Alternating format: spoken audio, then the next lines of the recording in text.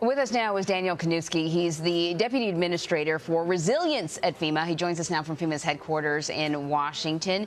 So listen, Daniel, the hurricane has been downgraded overnight. People are going to think, oh, it's not the storm that it was going to be just 24 hours ago, so it must be less dangerous. What do you want those people to know?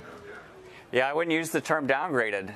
It's still a hurricane with deadly winds. The storm surge, still up to 13 feet of storm surge in the Carolinas, and torrential downpours expected inland with a high potential for inland flooding. So really the rain and the flooding has really been our top concern all along. That hasn't changed in the last 24 hours. This is still going to be a potentially very deadly storm. So what conditions are you expecting that people should expect, those who decided to stay? Because there are some people, based on our reporting, that have decided to ride this storm out. What should they be worried about? Well, if they can get out this morning, they should do it. Hopefully they gave some thought to this overnight and said, hey, you know what? I should probably leave if you're in a mandatory evacuation area, and that would be a good thought. If they don't leave, the rain bands are starting to hit right now, tropical storm force winds very soon, and they're going to be on their own. Responders cannot get to you when there are tropical storm force winds. Those local responders have to take shelter themselves. So they're going to have to hunker down, and I hope they have a plan. I hope they have a disaster kit. I hope they have some ability to survive for the next several days, because they might be on their own. A good chunk of what FEMA is responsible for is the aftermath of a storm like this. It looks like there's going to be power outages and other damage. What's FEMA doing to prepare for that? So we've deployed personnel, equipment, and commodities to areas throughout the entire region, frankly, from Georgia all the way up to Maryland.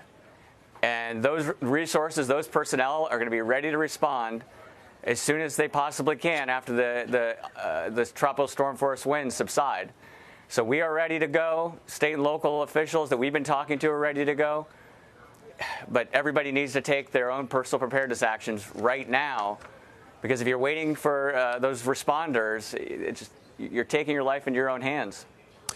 Daniel, before we let you go, I want to ask you about the news that has been in reports over the past couple of days, including from our own David Begnaud at CBS News, with the image that now millions of people have seen of those millions of bottles of water in Puerto Rico near an airport that apparently were never distributed. And I know that FEMA has acknowledged the GAO report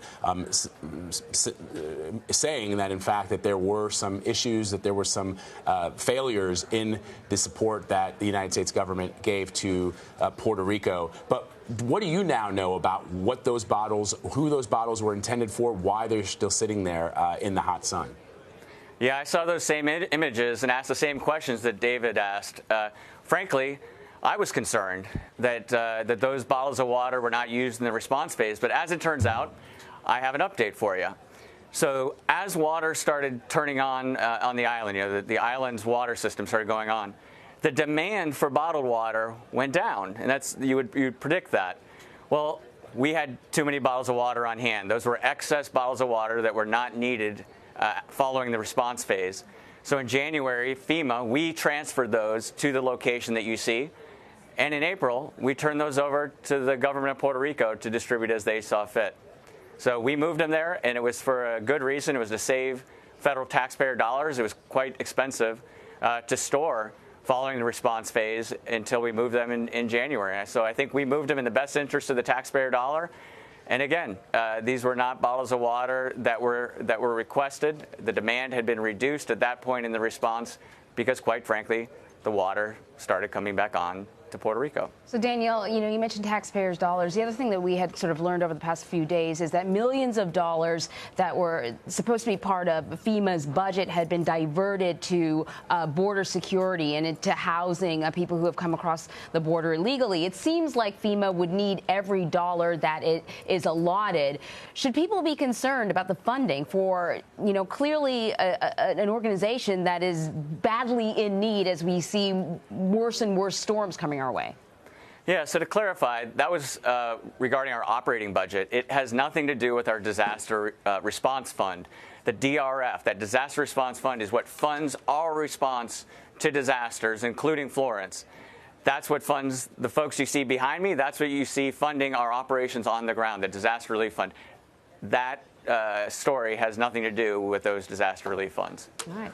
All right, Dan Kaniewski, thank you very much. So we know you're going to have a very busy next couple of days. We appreciate your time with us. Yep. Thank you.